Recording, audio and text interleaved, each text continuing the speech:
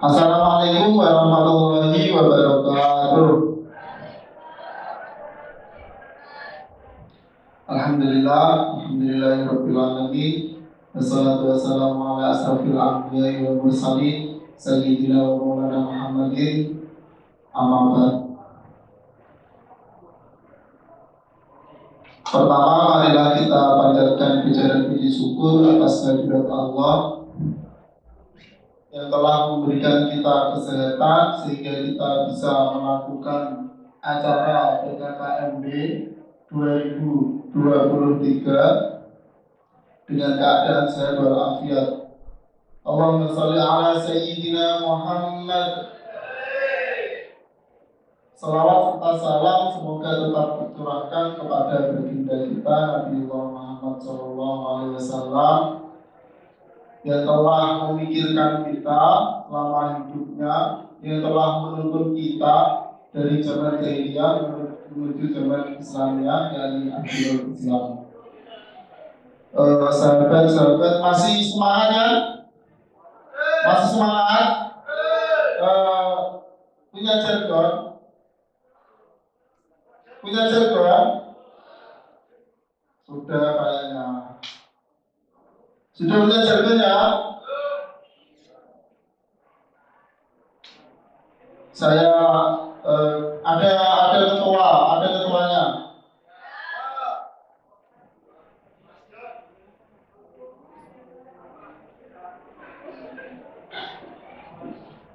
Mana yang mas ketuanya, yang mana mas ketuanya?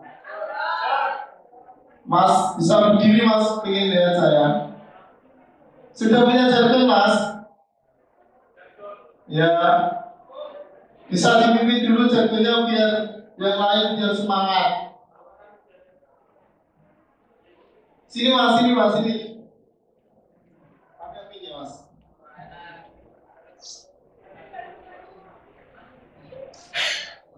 Alfa Pramuka.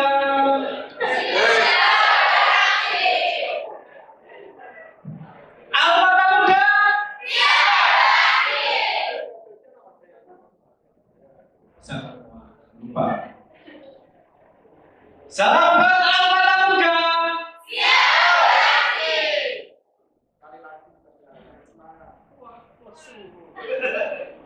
Salam Pramuka.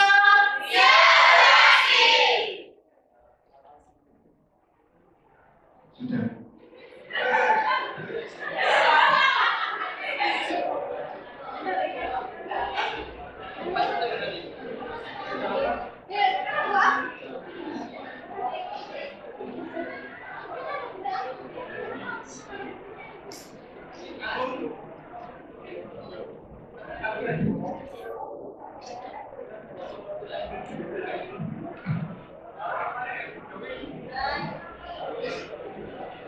Lapor, peserta di PKKMB 2023 siap menerima materi.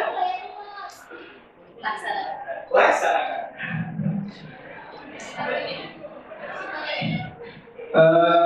Terima kasih Mas Ketua. Gimana sudah tahu sekarang ini materinya apa? Ya? Kok belum tahu? Untuk pagi hari ini materinya nanti akan disampaikan oleh pemateri hebat dari dosen kampus kita, yaitu Bu Zainuba. Dan kali ini nanti materinya yaitu materi sistem pendidikan tinggi di Indonesia. Mungkin sudah ada yang tahu apa itu pendidikan tinggi? Ada yang tahu? Dari teman-teman? Oh.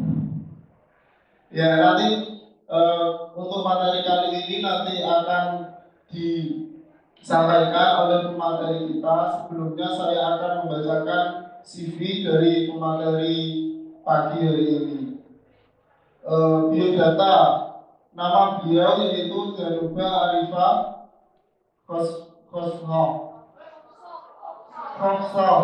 MPD. Tempat tanggal lahir beliau yaitu Lamongan 8 Maret 1985.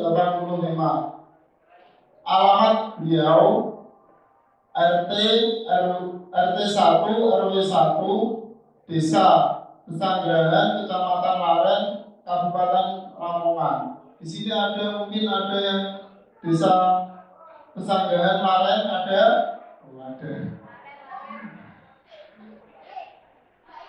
Lalu beliau bekerja sebagai dosen pendidikan bahasa Inggris Universitas Unpad Siman Sekarang Lamongan.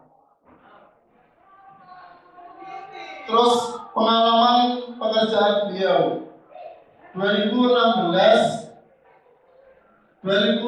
sampai sekarang beliau menjadi dosen Universitas Unpad Lamongan. Kemudian 2017 sampai sekarang beliau menjadi kepala laboratorium bahasa Universitas Unpad. Kemudian 2017 sampai sekarang beliau menjadi kabinet sosialisasi dan informasi lembaga peminjaman untuk Universitas Unpad, penjaminan untuk Universitas Unpad.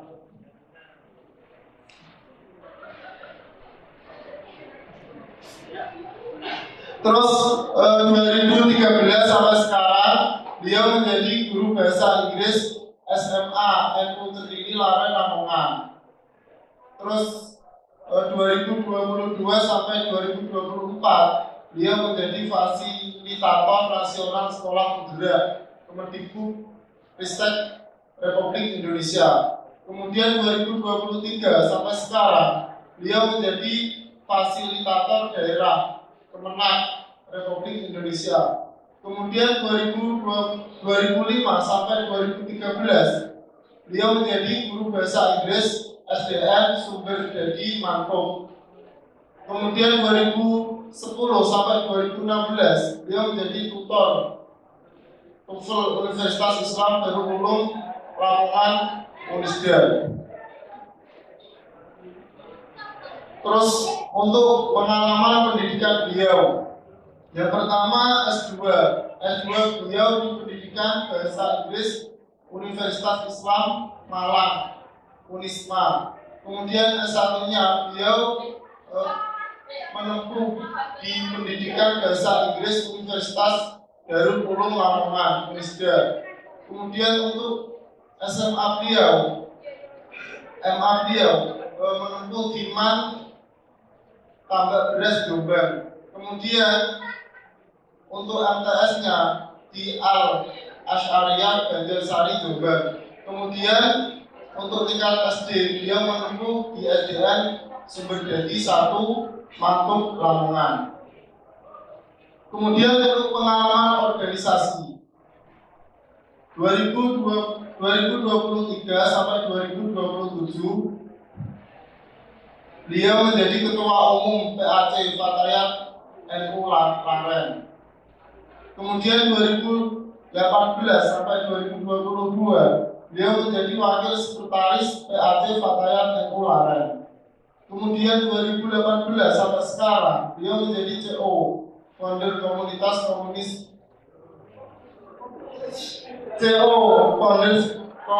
Penulis ini Victory Klub IRC. Kemudian 2015 sampai 2019 dia menjadi ketua pimpinan ranting Fatayat NU Pasanggerahan. Kemudian dilanjut 2017 sampai 2023 beliau menjadi pembina PKPT IPB NU Universitas Unpad.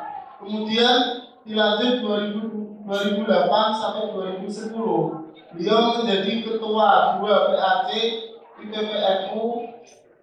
Beliau menjadi ketua 2 PC IPB NU Lamongan.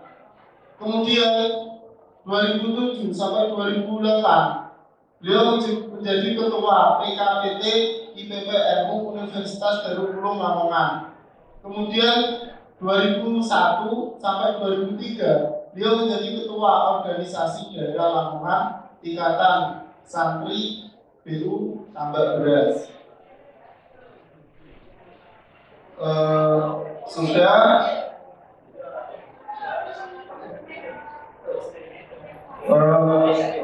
Sudah itu CV beliau, kemudian langsung saja untuk materinya, materi tentang sistem pendidikan tinggi di Indonesia akan langsung disampaikan oleh beliau.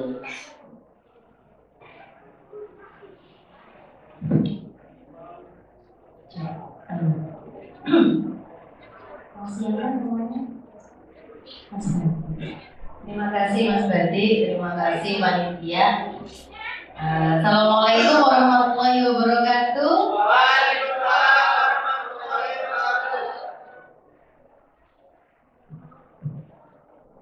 Semangat? Semangat, luar biasa. Terima kasih. Ini mohon maaf ya untuk pemateri yang pertama. Ini kan tadi kita selesainya lebih cepat dari rundown. Jadi kita majukan. Nah, kita majukan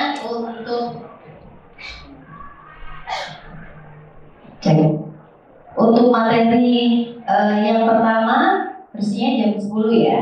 Terusnya jam 10, kemudian materi yang kedua setelah zuhur. Nah, biar kita lebih enak, jadi materi pertama, materi kedua diajukan, yang materi kedua nanti jam 11 sampai jam setengah 1 beristirahat. Okay? Nah, nanti pulangnya biar lebih awal, tidak terlalu sore. Semangat ya, karena besok kita masih banyak kegiatan sampai hari Sabtu. Semoga sehat selalu.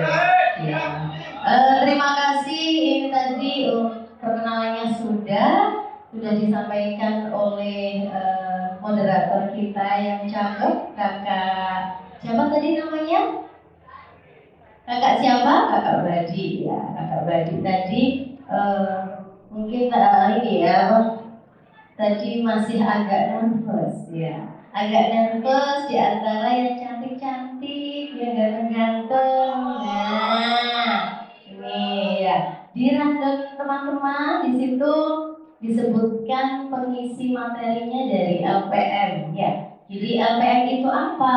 LPM itu lembaga penjaminan mutu, berarti yang menjamin mutu di Universitas Dilfat itu ditangani oleh lembaga penjaminan mutu. Nah, lembaga penjaminan mutu di Universitas Dilfat itu tugasnya untuk apa? Nah, untuk menata kurikulum, sistem perguruan tinggi.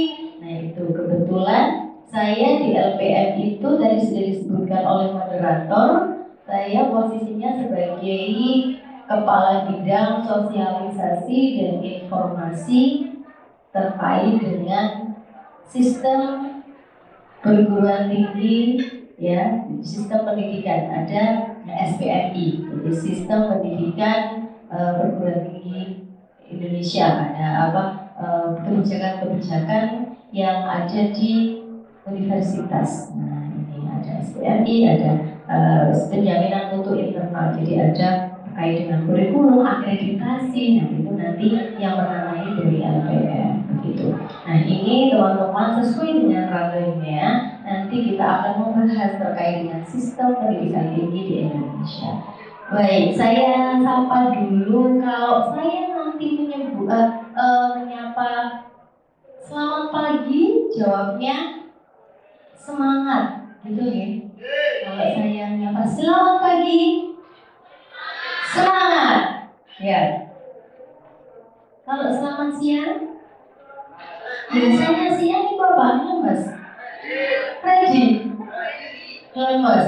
Siang itu bekerja keras, ya. Kalau siang itu membara, ya, makin membara untuk semangat bekerjanya, ya. Nah, coba. Selamat pagi. Selamat pagi. Selamat siang. Kerja keras. Selamat siang.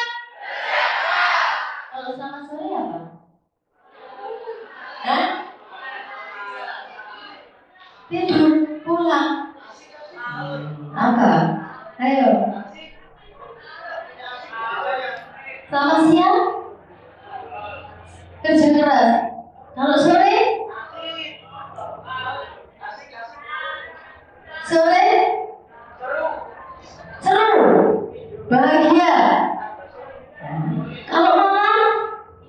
Enak, tenang. Kalau tidur rasanya bagaimana? Enak, tenang. Selamat pagi, selamat siang, selamat malam. Enak, tenang. Kalau saya bilang tepuk satu, bilang yes, ya. Tepuk satu, yes. Tepuk dua, siapa yang nyuruh yes? Tepuk dua, oke, ya. Tepuk satu, ya tepukin di orang tepukin. Kalau tepuk itu bersuara ya. Kalau kita waktu TK dulu diajarin, ayo tepuk tangan. Waktu baru kita kecil itu kan juga diajarin tepuk tangan. Ya. Tepuk satu, tepuk dua, tepuk tiga. Bahagia. Ya, bahagia tiga ya. Tiga sifat ya. Hah? Bahagia. Empat. Tepuk tiga. Tiga. Hah? Semangat. Semangat itu berapa? Tiga. Ayo. Tepuk tiga. Tepuk empat. Tepuk lima. Siap belajar. Oke. Oke. Tepuk satu. Tepuk dua. Tepuk tiga. Tepuk empat. Tepuk lima. Tepuk tiga. Tepuk tiga. Tepuk empat. Tepuk satu. Tepuk dua. Tepuk lima. Tepuk empat. Tepuk lima. Luar biasa, tepuk tangan untuk teman-teman semuanya. Baik, kita akan membahas tentang sistem pendidikan tinggi yang ada di Indonesia, khususnya di Universitas Pilpres. Oke ya, di sini kita sesuaikan dengan undang-undang, kita masih memakai undang-undang Permen nomor 12 tahun 2012 tentang pendidikan tinggi. Jadi di sini pendidikan tinggi adalah jenjang pendidikan setelah pendidikan menengah. Nah, setelah pendidikan menengah yang mencakup program diploma, sarjana, ada magister, ada doktor, kemudian profesi serta spesialis yang diselenggarakan oleh perguruan tinggi berdasarkan kebudayaan bahasa Indonesia. Kalau sesuai dengan Permen, arti dari perguruan tinggi adalah ini, teman-teman. Ya. Kemudian selanjutnya ada jenis pendidikan tinggi. Nah, teman-teman kalau tahu di PT itu apa saja? Kalau kita nyingkatnya PT ya, ada PTN, ada PTKIS, kemudian PTS. Ya. Kalau PT perguruan tinggi, PTN perguruan tinggi negeri, PTS perguruan tinggi swasta. Kalau PTKIN pendidikan tinggi agama Islam negeri, PTKIS perguruan tinggi agama Islam swasta. Nah, dari keagamaan Islam kan ada yang IAIN, UIN. Nah, yang sekarang jadi UIN itu yang PTKIN. Kemudian PTS, nah berarti ada yang perguruan, kalau dulu Stitaf ya, Stitaf itu masuk pada PTS ya, PTKIS. Jadi sekolah perguruan tinggi Islam yang swasta. Tapi sekarang sudah dilebur menjadi satu, jadi Universitas Pilpres. Yang baik. Kemudian yang kedua adalah pendidikan vokasi. Nah, kalau pendidikan vokasi di sini ada diploma, kemudian sarjana, itu ada yang spesial ya. Ada sarjana biologi, sarjana matematika, itu biasanya lebih ke praktek, nih. Jadi lebih banyak prakteknya di lab. Nah, kalau ini masuk di vokasi, kemudian magister, doktor. Nah, ini. Kemudian ada pendidikan profesi, itu berbeda lagi dengan perguruan tinggi. Ya, ada di sini ada bukan ya tetap masuk perguruan tinggi, cuma ditempuhnya tidak lama seperti sarjana. Kalau sekarang itu ada pendidikan profesi yang PPG, calon guru angkat tangan. FKIP berarti calon guru. Saiki nggak tahu nasib kedepannya. Wallah, kita nggak usah mikir itu. Ya, yang penting tadi pesan Pak Rektor, sinau sing temen, belajar sing temen, kuliah sing temen, urusan rezeki Allah sudah menata untuk kita semua yang mau berusaha dan berniat keras ya. Ini, jadi di sini ada pendidikan profesi guru. Biasanya kalau sudah menjadi guru ada sebelum juga sekarang itu ada prajab, itu sebelum menjabat menjadi guru sudah mengikuti pendidikan profesi. Berarti nanti kalau teman-teman sudah mengajar, sudah memiliki legalitas sebagai guru. Saya juga dulu guru, sampai sekarang ya guru. Saya juga menempuh pendidikan profesi dulu, bersertifikat profesional guru, terus saya beralih di dosen. Nah, jadi harus memang beda rumahnya. Kalau nanti sudah bekerja, kalau di sekolah berarti ditangani oleh Kemendikbud atau Kemenak. Kalau di perguruan tinggi berarti apa? Dikti, Kopertis sama Kopertais. Kalau Kopertais itu yang agama, kalau Kopertis itu yang kalau padanannya yang dinas. Kemudian di sini ada dokter spesialis. Kemudian yang profesi-profesi itu ya ada kebidanan ya, profesi yang yang spesialis itu ya, ada kebidanan kan biasanya kalau jurusan bidan ada nambah lagi untuk pendidikan profesi. Guru juga iya. Kemudian sekarang akper juga nambah profesi, memang itu yang dicanangkan oleh pemerintah, harus nambah. Lanjut.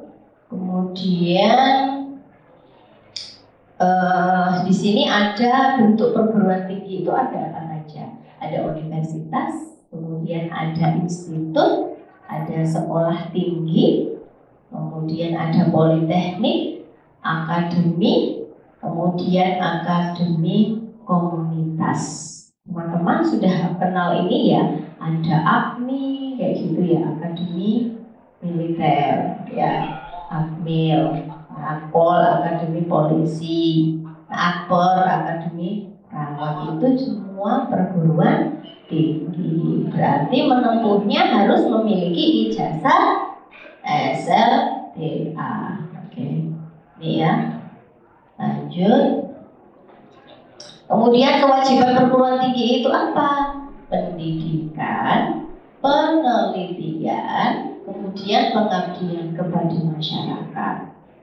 Teman-teman, kalau sudah berniat Bismillahirrahmanirrahim, niat ingsun kuliah di Universitas Bilfat, berarti teman-teman sudah harus meniatkan diri untuk tidak hanya kuliah saja, tapi juga melakukan penelitian, melakukan pengabdian kepada masyarakat. Nah ini, jadi nanti di samping kuliah, teman-teman juga ada meneliti, ada mengabdi di masyarakat. Yang biasa teman-teman lakukan itu yang semester 5 kemarin Semester berapa? KKN itu 7 ya. Semester 7 itu ada KKN itu semester 7. Tapi selain itu sebelum KKN juga kita biasanya ada keluaran dari mata kuliah yang teman-teman tempuh besok itu melakukan pengabdian kepada masyarakat. Ya, PKM itu ada yang dana internal, ada yang didanai oleh pemerintah. Itu nanti bagaimana pinter-pinter kita sebagai mahasiswa untuk menggali informasi dan juga memanfaatkan potensi yang dimiliki. Nah itu, jadi aku kuliah, pokoknya aku cek dulu pergerakan. Bukan itu saja tujuan kita. Tadi banyak tridharma yang kita sebut dengan tridharma perguruan tinggi, yakni pendidikan, penelitian, dan pengabdian kepada masyarakat. Nah ini. Kemudian selanjutnya di sini ada dosen dan mahasiswa, ada dosen dan mahasiswa. Nah, dosen ini apa? Mentransformasikan iptek yang dikuasainya kepada mahasiswa dengan mewujudkan suasana belajar dan pembelajaran sehingga mahasiswa aktif mengembangkan potensinya. Jadi di sini yang akan mendampingi teman-teman adalah dosen. Nah, mahasiswa insan dewasa yang memiliki kesadaran sendiri dalam mengembangkan potensi diri di perguruan tinggi untuk menjadi intelektual, ilmuwan, praktisi atau profesional. Jenenge wae maha. Maha itu ya sak dhuwure siswa. Berarti pola pikirnya juga harus tinggi. Ya, teman-teman, pola pikirnya harus tinggi karena sudah mahasiswa, berarti nanti harus mencetak pemikiran yang intelektual. Ya, pemikirannya harus intelektual, berilmuwan, ngomong gak asal ngomong tapi ada sumber referensinya yang jelas. Nah, ini nanti. Jadi ketika kita menyampaikan sesuai dengan teori ini, sesuai dengan referensi halaman sekian, kemudian jurnal nasional, jurnal internasional, itu yang menjadi makanan sehari-hari teman-teman. Kok ada ininya di sini? Ya, enjoy. Kalau saya merasakan selama saya menjadi mahasiswa dan menjadi siswa, saya dulu juga siswa, saya dulu juga mahasiswa. Saya merasakan itu lebih enjoy mahasiswa karena materi yang materi yang dipelajari itu nggak sebanyak yang di SMA. Kalau SMA kan banyak matematika, hafalan wiritan, hafalan tahlilan, terus ekonomi, bahasa Inggris. Siapa yang bahasa Inggris? Angkat tangan bahasa Inggris. Nanti ketemu saya. Bahasa Inggris semua ya, kakak-kakaknya bahasa Inggris semua. Ya, ini jadi teman-teman itu nanti lebih fokus yang dibahas, tapi lebih mendalam. Jadi sedikit tapi fokus mendalam. Jadi detail, little but detail. Jadi sedikit tapi detail sampai pada nanti penelitian, sampai teman-teman bisa menyalurkan hasilnya itu kepada masyarakat. Jadi ini sangat penting sekali di dalam ini. Jadi nggak asal-asalan, apalagi nanti sing wis oleh beasiswa. Biasanya ku yo sing oleh beasiswa kadang tak enak dhewe, tapi sing bayar mandiri itu tambah sering. Kewalian hasilnya ya podo sergepe. Ya, apalagi yang ikut aktivis. Nih, ya teman-teman. Siapa yang aktivis? Saya aktivis gak lulus-lulus ya udah. Gak ada alasan. Saya aktivis. Kurang aktivis piye meneh? Gak usah memberi alasan seperti itu. Saya ada kegiatan PMI, saya ada kegiatan IPBNU. Oh aku yo pakare kok. Aku biyen yo mahasiswa podoan, tapi yo gak pernah izin. Ada waktunya. Tapi saya sambil ngajar, sambil kerja sama. Saya dulu kuliah juga sambil kerja, sampai sekarang ya kerja terus. Nah, semua tergantung kita. Bisa apa enggak memilih. Saya juga bisa kumlot, bisa kuliah sesuai dengan waktunya. S2 juga bisa kumlot. Malah sudah menikah S2, bisa memanage waktu dengan baik. Nah, ini jadi semua tergantung pada diri kita sendiri. Nah, ini kemudian selanjutnya di sini sistem penjaminan mutu yang tadi kita bahas terkait dengan LPM, lembaga penjaminan mutu. Di sini ada sistem penjaminan mutu, yakni kegiatan sistematik untuk meningkatkan mutu pendidikan tinggi secara berencana dan berkelanjutan melalui PPEPP standar pendidikan tinggi. Ya, jadi di sini ada persiapan, ya, ada perencanaan, ada evaluasi, kemudian ada pelaksanaannya. Nah, ketika Bapak Ibu dosen nanti mendampingi teman-teman di kelas, memberikan pelajaran di kelas, itu biasanya ada RPS, ada kontrak kuliah dulu. Kita adakan kontrak dulu, kesepakatan, ya, kesepakatan penilaian sampai pada selesai itu sudah terencana. Jadi di kontrak kuliah itu pembelajaran selama 1 semester sudah ada. Kalau belum ada kontrak kuliah, tagihan minta ke dosennya karena wajib kontrak kuliah dan ada RPS, rencana perkuliahan, ya, di situ ada. Jadi dari rencana perkuliahan sampai ada analisis kuliah itu juga ada, banyak perangkat-perangkatnya juga. Nah, itu disiapkan dulu oleh Bapak Ibu dosen. Yang minggu depan kita sudah masuk perkuliahan, ya.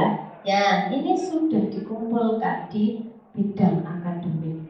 Nah, nanti bagian LPM saya dan teman-teman, saya dan tim yang bagian monet. Oh, dosen ini sudah mengumpulkan apa belum? Nah, sudah disampaikan ke mahasiswa apa belum? Buktinya mana? Harus ada rekamnya. Kalau tidak berarti menjadikan temuan. Kita memberikan surat menginformasikan bahwa temuan ini mohon diselesaikan oleh masing-masing dosen. Begitu. Sampai pada rektorat, sampai pada dekan, kaprodi. Nah, juga ada monitoring, juga ada. Kalau di sini tuh kita sebutnya AMI, ya, berarti kita ada analisis mutu internal. Nah, semacam akreditas, ada penilaian juga. Jadi nggak hanya mahasiswanya saja yang dinilai, tapi dosen dan pimpinannya juga ada penilaian. Sorong dari dosen ini, sorong dari dosen itu. Setiap semester harus ada penelitian dan pengabdian, tapi ya dinikmati karena kita orang akademisi, harus siap untuk itu nanti. Kemudian di sini ada PD Dikti, teman-teman. Kalau di SMA kemarin itu, kalau SMA-nya naungan MA berarti ada apa sih istilahnya? Saya nggak pernah ngajar di Kemenak soalnya. Itu ada yang sistem informasi, ada yang tahu yang untuk kalau di Dapordik itu kan dinas, ya, biasanya teman-teman ada NSM itu kan biasanya. Data-data sekarang itu kan by data sekarang, ya. Jadi semua informasi apapun itu by data di dalam kurikulum terbaru dan kebijakan pemerintah terbaru. Semua terekam di pusat. Misalkan teman-teman sudah mendaftar dan menjadi mahasiswa Universitas Pilpar, tapi suatu saat ingin pindah di universitas yang lain, datanya itu sudah ada di Dikti. Nah, PD Dikti ini kumpulan data penyelenggara pendidikan tinggi, seluruh perguruan tinggi yang terintegrasi secara nasional. Nah, makanya teman-teman, kalau teman-teman ada tugas mengumpulkan data apapun, nggak bisa ditunda-tunda. Ini bukan hal yang sepele. Bapak Ibu Kaprodi, Bapak Ibu dosen menyampaikan, teman-teman silakan mengumpulkan data diri, KTP, KK dan lain-lain. Segera deadline tanggal 15. Berarti teman-teman harus tidak boleh melebihi deadline, karena ada sistemnya yang terkunci jika tidak dikirimkan. Semua by sistem, okay? Jadi tidak bisa kalau ini tidak mengirimkan sesuai dengan waktunya. Ya, itu mahasiswa kok kudu disiplin. Ya, siap? Siap. Okay. Kemudian, jadi di sini nanti ada nilai teman-teman terekam di dalam PDD. Kita melaporkan. Makanya kalau dosen belum menginput nilai, ya coba input nilai. Gara-gara sopo iki suwe mahasiswa karena ngumpulno. Akhirnya dosen kapan menilainya? Biasanya kan teman-teman tolong di deadline tanggal sekian harus sudah terkumpul di Google Drive. Nah, itu deadline-nya biasanya 1 bulan sebelum kita input data di PDDikti. Ya, nah, biasanya molor sampai pada inputnya. Nah, karena prosesnya kan lama, dari dosen ke kaprodi, dari kaprodi nanti ke akademik. Jadi gak langsung dosen melaporkan boten, cepet. Makanya kita deadline-nya jauh-jauh hari karena prosesnya itu bertahap. Nanti direkap lagi di tingkatan akademik. Jadi kaprodi dulu terus akademik, begitu jalurnya, ranahnya nanti. Next. Kemudian program studi. Jadi di sini kesatuan kegiatan pendidikan dan pembelajaran yang memiliki kurikulum dan metode pembelajaran tertentu. Di sekolah kita ada kurikulum, di perguruan tinggi ya sama, kita juga ada kurikulum. Di sini seperangkat rencana dan pengaturan mengenai tujuan, isi dan bahan ajar serta cara yang digunakan sebagai pedoman penyelenggaraan kegiatan pembelajaran untuk mencapai tujuan pendidikan tinggi. Nah, di sini teman-teman bisa melihat ya kurikulum itu apa nanti. Kalau sekarang yang di Menteri Pendidikan kita siapa? Nadiem Makarim. Yang sedang digencar-gencarkan, sedang diviralkan kurikulum terbaru kita, kurikulum apa? Kurikulum apa? Merdeka. Kurikulum Merdeka ini yang sekarang sedang kita terapkan. Kalau perguruan tinggi juga menggunakan kurikulum Merdeka, juga sama. Namanya kalau di perkuliahan itu adanya BKM nanti ya setelah ini. Jadi seperangkat rencana dan pengaturan mengenai tujuan, isi dan bahan ajar serta cara yang digunakan sebagai pedoman penyelenggaraan kegiatan pembelajaran untuk mencapai tujuan pendidikan tinggi. Itu kurikulum. Next ada Kitana. Kalau di perguruan tinggi kita menyebutnya Merdeka Belajar Kampus Merdeka. Apa kepanjangannya MBKM? Merdeka Belajar Kampus Merdeka. Kurikulumnya pakai apa? Universitas Filsafat MBKM. MBKM itu apa? Mbok bisa ngomong jelas no. Aku lah krungu. Aku lagi omongan karo koncoku. Nah, ini. Nah, kurikulumnya MBKM Merdeka Belajar Kampus Merdeka. Di sini program pembelajaran yang memfasilitasi mahasiswa untuk memperkuat kompetensi dengan memberikan kesempatan menempuh pembelajaran di luar program studi pada perguruan tinggi yang sama, program studi yang sama, di perguruan tinggi yang berbeda, atau program studi yang berbeda di perguruan tinggi yang berbeda, dan atau pembelajaran di luar perguruan tinggi. Oh, saya kok bingung nih. Ini tadi Mas Anjim, Mas Anjim, ya Mas Anjim, tak ulangi lagi dulu. Tadi Mas Anjim prodi teknik informatika. Mas Anjim bisa menempuh pendidikan selain di teknik informatika pada perkuliahan tertentu, ya. Itu berarti disebut di dalam Merdeka Belajar Kampus Merdeka. Oh, Mas Anjim, aku pengen, misalkan Mas Anjim, aku pengen itu belajar matematika, saya masuk di prodi matematika. Contoh, nih, boleh, tapi harus ada regulasinya. Bisa nggak ini ditempuh di prodi lain yang sesuai? Nah, ini nanti ada kampus mengajar juga yang didanai oleh pemerintah langsung.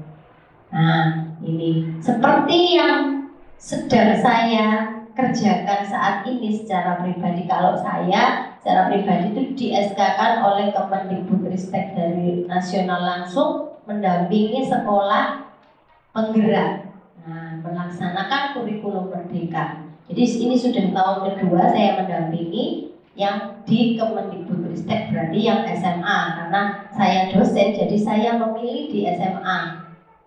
Selain itu, saya bisa ngajak murid-muridnya untuk saya ajak menjadi mahasiswa saya, enak kan? Nah, karena tidak hanya siswanya yang boleh boleh belajar di luar, tetapi dosennya juga boleh untuk mengabdi di luar.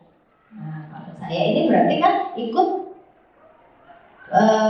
kementerian, berarti proyeknya kementerian, ya langsung tingkat nasional.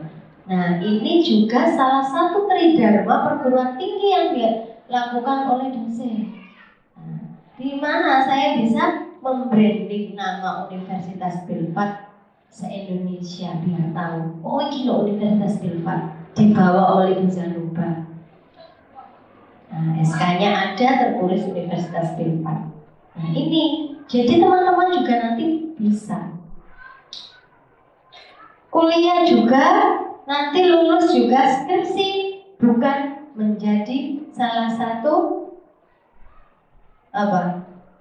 kunci kelulusan, bukan skripsi, tapi kudu diri dong. Bukan skripsi yang menjadi salah satu syarat untuk lulus, tetapi digantikan dengan inovasi, penemuan.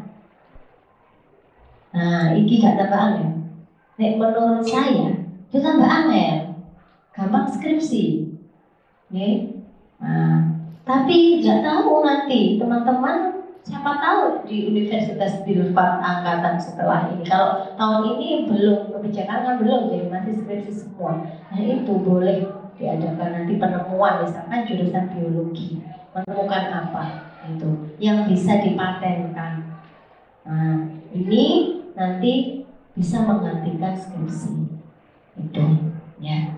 Jadi kalau di Merdeka Belajar Kampus Merdeka itu lebih luas, teman-teman bisa kenal dengan teman-teman yang lain, mengikuti program-program dari pemerintah. Jadi dari mahasiswa itu harus peka informasi. Juga mahasiswa dong, sak dosen nih, sak kanca-kanca nih, sak tonggo-tonggo nih. Semua kita harus melek digital, melek informasi, ya.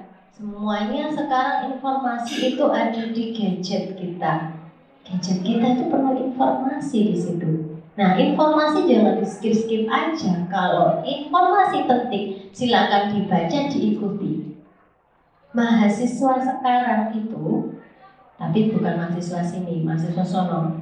Kadang ada informasi apapun sampai dosennya bengok-bengok, sampai dijawab sitok-sitok lagi jawab. Dibaca apa enggak? Belum, Miss. Sudah di-download? Belum, Miss. Padahal itu ada deadline yang harus dipenuhi. Nah, ini.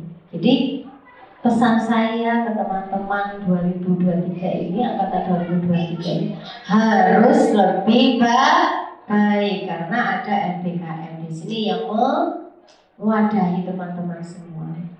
Ini ada yang ikut kampus mengajar yang angkatan Mbak Lela sekarang. Angkatan 6. Angkatan 6. Yang keterima dari bahasa Inggris 5 ya, 5 mahasiswa semester. Saya sampai semester berapa? 5.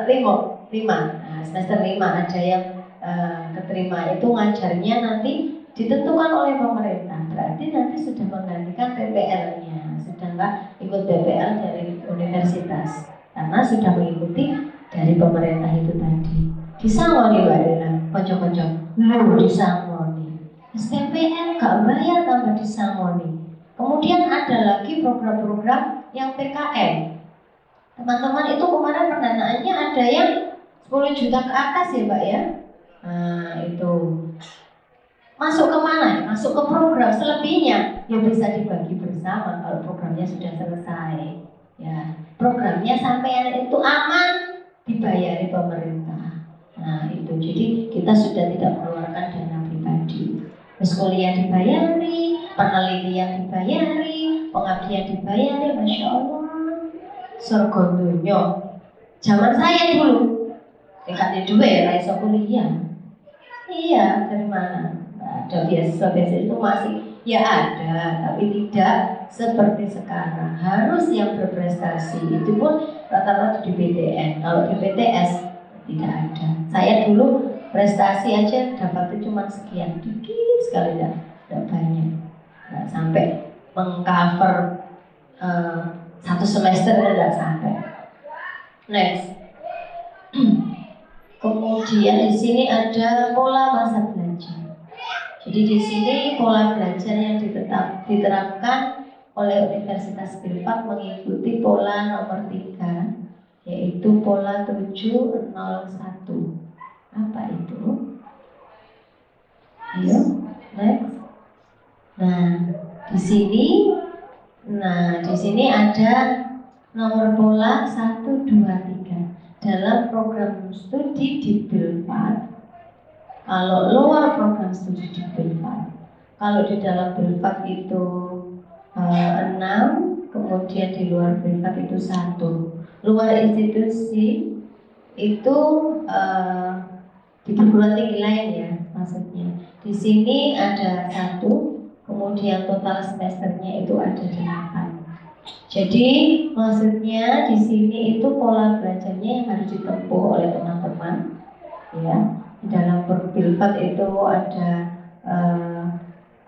ini kalau di Filpad ada berapa? Kalau mengikuti MBKM itu ya 6 semester di Filpad, 1 di luar, kemudian 1 semester lagi di Institut Filpad, di perguruan tinggi ya. Dari di sini pengabdian masyarakatnya itu 1 semester. Berarti totalnya 8 semester. Okay. Jadi kalau ini ada dalam program studinya ada 7, kalau ini 7, 1 kan ada pola-pola ya. 7, 1, 0. Nah, kalau Filpad menggunakan pola yang mana? Yang nomor 3, 7, 0, 1. Berarti yang 7 di kampus ya, di Filpad, yang 1-nya di masyarakat atau melakukan pengabdian. Itu 1 semester. Jadi bisa terhitung mulai dari pengabdian saya ada deskripsi itu tadi. Nah, ini 1 semester. Jadi 701 belum mengikuti pola yang atas.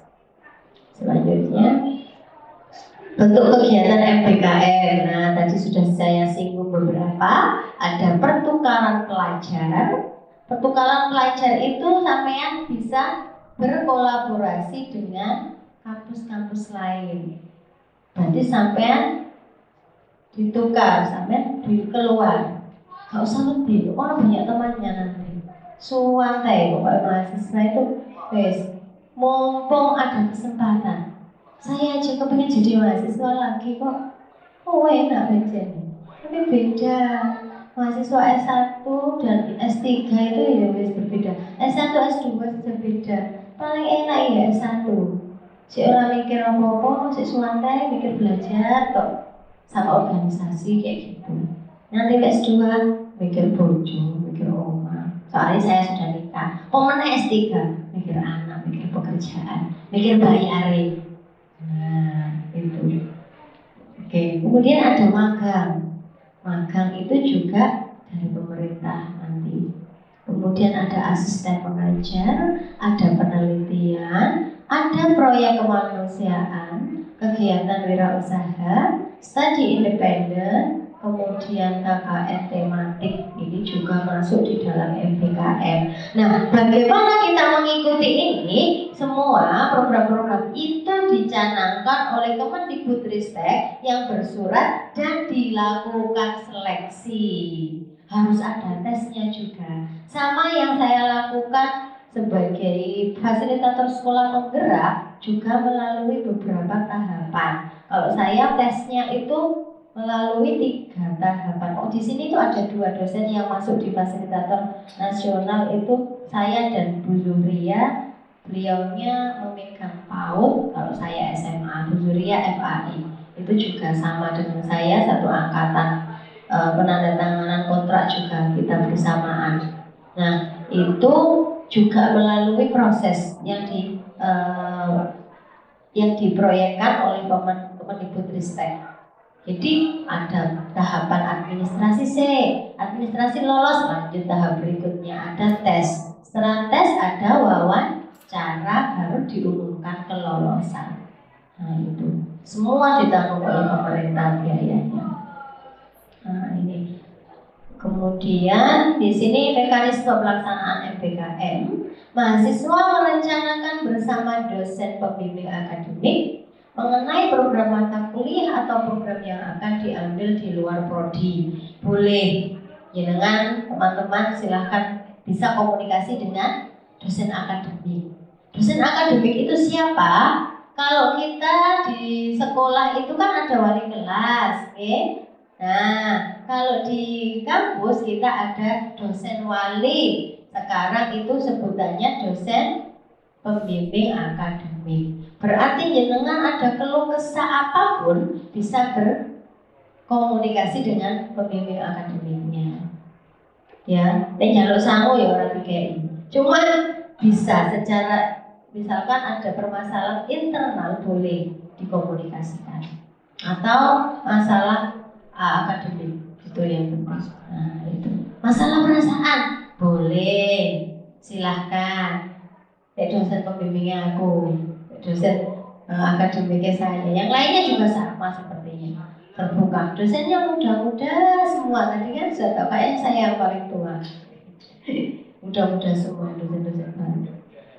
Nah, kemudian di sini mendaftar ya, mahasiswa merencanakan bersama dengan dosen tadi sudah mendaftar program kegiatan di luar prodi, baru melengkapi persyaratan kegiatan luar prodi termasuk mengikuti seleksi.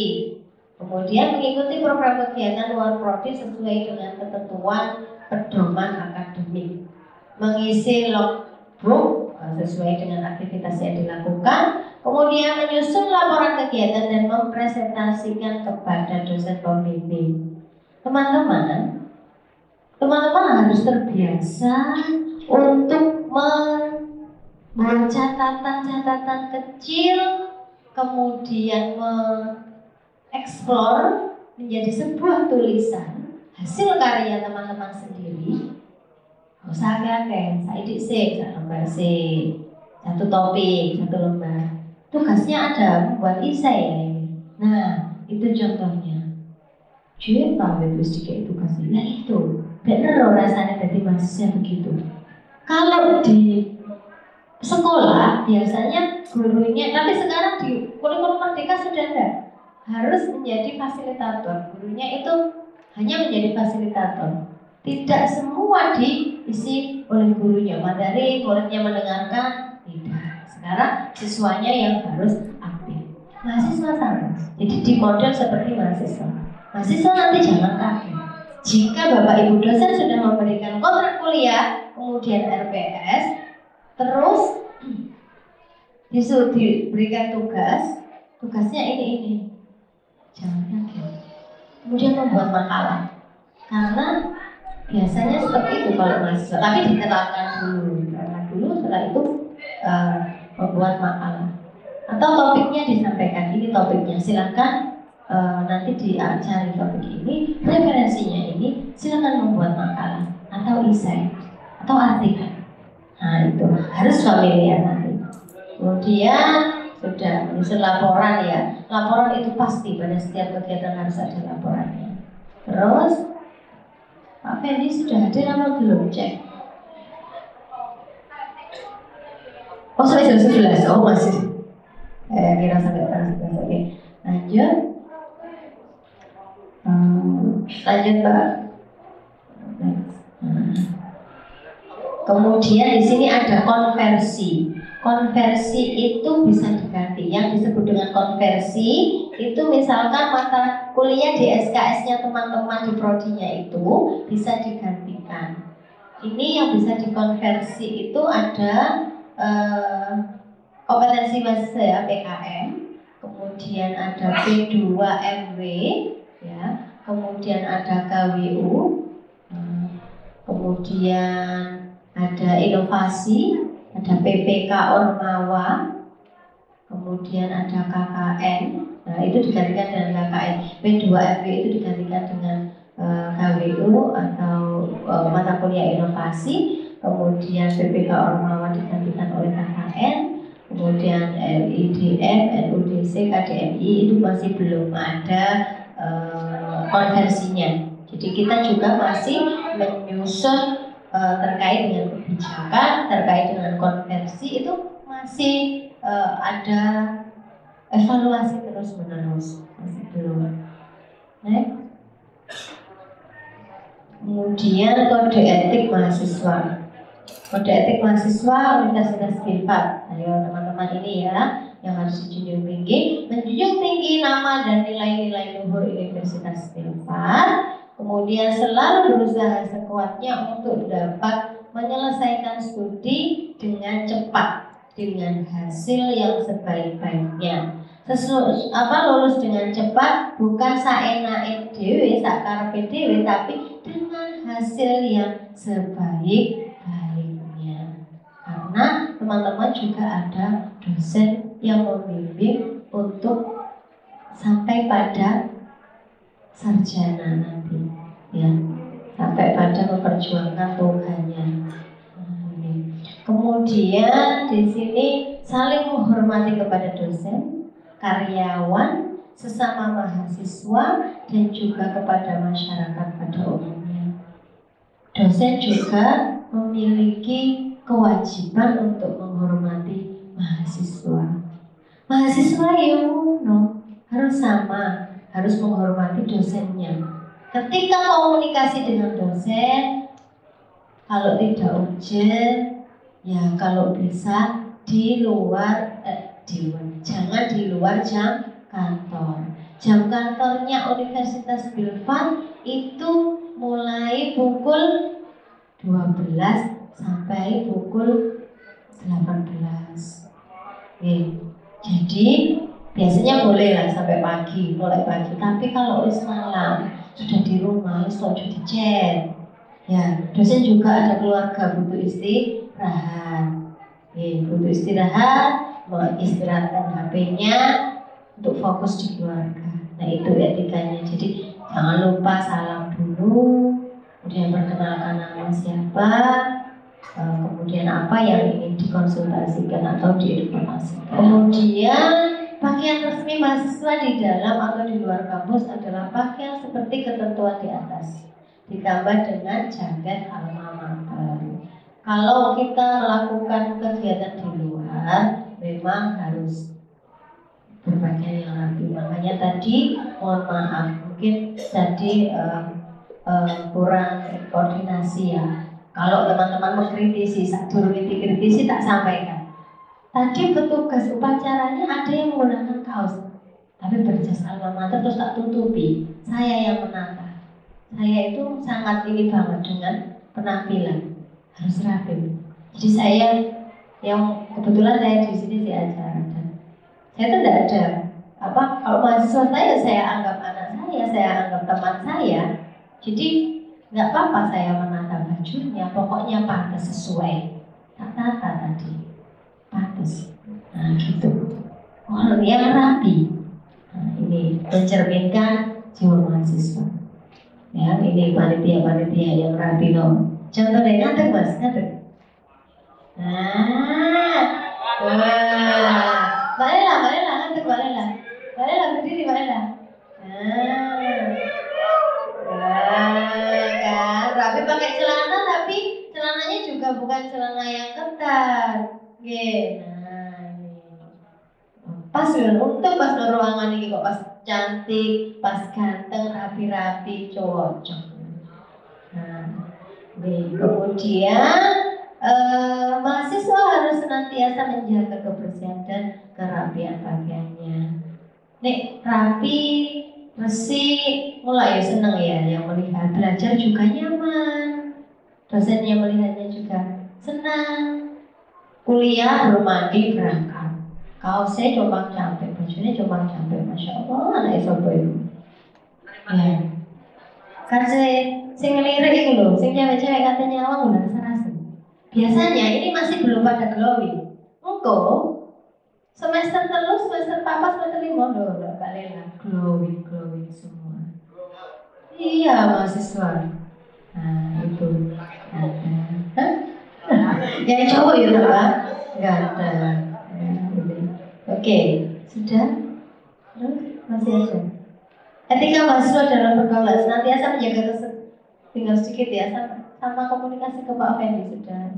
Senantiasa menjaga kesantunan dan sikap saling menghormati, menghargai kepada dosen, tenaga kependidikan dan sesama mahasiswa. Kemudian menggunakan bahasa pergaulan yang mencerminkan sikap saling menghargai. Yang terakhir, melakukan pergaulan secara wajar dengan menghormati nilai-nilai agama, kesusilaan dan kesopanan. Ya, kemudian selanjutnya mahasiswa wajib beriman dan bertakwa kepada Tuhan Yang Maha Esa, menjunjung tinggi hukum berdasarkan Pancasila dan Undang-Undang Dasar 1945, memahami dan menjunjung tinggi visi, misi dan tujuan Universitas Filpar. Nanti dilihat ya visi dan misi Universitas Filpar apa. Kemudian menjunjung tinggi moral agama dan tata susila. Yang berikutnya memiliki sikap integritas, intelektualitas dan responsibilitas yang tinggi. Yang terakhir memiliki kepekaan terhadap lingkungan kampus dan lingkungan luar kampus. Ini yang wajib dimiliki. Selanjutnya berperilaku jujur, bertutur kata yang sopan dan saling menghormati, bersedia menerima sanksi yang ditetapkan atas pelanggaran terhadap peraturan kampus. Mahasiswa wajib melakukan registrasi administrasi dan akademik setiap semester. Mahasiswa wajib melakukan bimbingan akademik dengan dosen pembimbing akademik sebelum melakukan registrasi akademik. Biasanya ada bimbingan dulu sebelum KRS-an. Setelah PKKMB nanti teman-teman PKKMB dan LPM Pratd teman-teman harus melakukan KRS-an, merencanakan berapa mata kuliah yang diambil. Tapi kalau semester 1 biasanya sudah diprogramkan, sudah sesuai, nggak usah milih. Kemudian mahasiswa wajib mengikuti pertemuan tatap muka di dalam kelas minimal 75% dari total jumlah pertemuan. Berarti kita kan ada 14 kali pertemuan. Berarti yang boleh izin atau tidak masuk hanya 3 kali pertemuan saja. Ya, siap 1 semester. Semoga sehat selalu. Amin ya, biar semangat belajarnya. Mahasiswa wajib mematuhi semua peraturan yang berlaku di Universitas Milpa. Mahasiswa wajib menunjukkan kartu ujian saat UTS dan UAS. Oke, selanjutnya mahasiswa wajib melengkapi persyaratan administrasi, akademik, dan keuangan untuk kegiatan perkuliahan praktikum, KKN, karena banyak ya ini sistem pendidikan tinggi. Informasinya penelitian untuk tugas akhir, skripsi, dan wisuda. Kemudian mahasiswa wajib mengurus surat-surat perizinan untuk kegiatan KKN dan penelitian sampai tugas akhir. Mahasiswa wajib untuk mengikuti pembekalan praktikum, PPL, dan KKN. Mahasiswa wajib melakukan bimbingan pada saat melakukan kegiatan KKN, PPL, dan PKN sampai skripsi. Wajib ya bimbingan. Jangan sampai tiba-tiba ujian, ya. Oke, harus komunikasi dengan baik sesuai dengan jadwal yang dijadwalkan. Mahasiswa wajib menanggung penggantian semua kerusakan kehilangan alat bahan selama mengikuti kegiatan praktikum dan penelitian. Harus dijaga dengan baik. Selanjutnya Mbak Tel. Kalau nggak sengaja, ya diganti. Harus diganti. Hak mahasiswa mengikuti UAS setelah menghadiri praktikum perkuliahan. Mahasiswa tidak dapat mengikuti tes UAS, mendapat kesempatan untuk mengikuti ujian susulan, tapi komunikasi dengan koprodi dan dosen pengampu. Misalkan ada halangan tidak bisa ikut ujian. Mahasiswa yang telah melaksanakan semua tugas dan mengikuti semua jenis ujian berhak mendapatkan nilai. Jika oleh nilai silakan dituntut ke dosennya. Kemudian mahasiswa yang mengikuti pembekalan PPL dan KKN berhak mengikuti dan mendapatkan nilai PPL dan KKN. Mahasiswa berhak melakukan perbaikan nilai. Kalau misalkan ada nilai yang perlu diperbaiki, boleh melakukan perbaikan. Mahasiswa berhak menggunakan kebebasan akademik untuk menuntut dan mengkaji ilmu pengetahuan. Perbaikan nilai itu yang bagaimana? Jangan yang B minta A, tapi misalkan nilainya D atau C, baru boleh melakukan perbaikan, tapi harus disesuaikan ya dengan apa yang sudah dilakukan oleh teman-teman. Terus masih ada berapa sekali? Memperoleh pengajaran dan layanan akademik sesuai dengan minat, bakat, kemampuan, dan kegemarannya. Memanfaatkan fasilitas yang disediakan oleh universitas. Mendapat bimbingan dari dosen dalam penyelesaian studi. Memperoleh layanan informasi studi. Memperoleh layanan kesejahteraan sesuai dengan peraturan. Kemudian mengajukan permohonan untuk pindah ke PT atau prodi lain boleh, tapi harus ada prosedurnya. Kemudian ikut serta dalam kegiatan kemahasiswaan, memperoleh pelayanan khusus jika menyandang cacat, ya.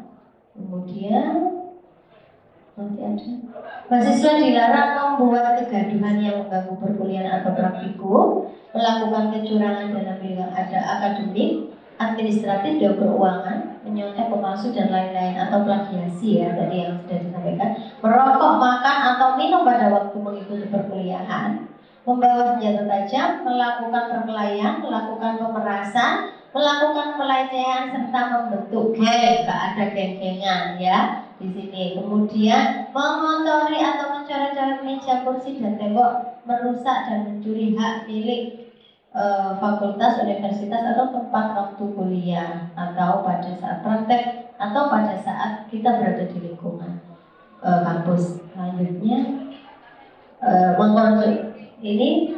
mengkonsumsi, mengedarkan, dan menyalahgunakan obat-obatan keras berbahaya, narkotika, dan minuman keras, melakukan hal-hal yang melanggar susila, promosi yang berkaitan dengan produk rokok, tak boleh ya. Kemudian melakukan judi dan perbuatan yang dapat dikategorikan sebagai perjudian. Selanjutnya melakukan segala bentuk perbuatan bullying, itu tidak boleh. Masih ada nggak? Ini waktunya sudah habis. Sanksinya apa? Kita lanjut dulu.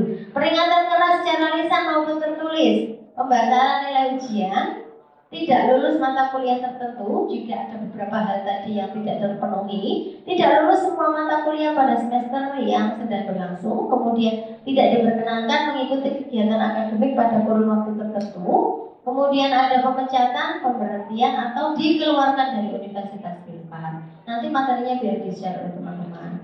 Di sini ada pembentukan karakter, menanamkan nilai karakter, ya. Kemudian ini masih ada berapa saya? Lupa saya. Nah, ini selanjutnya nanti kita share saja ya materi ini, karena banyak untuk sebetulnya ini.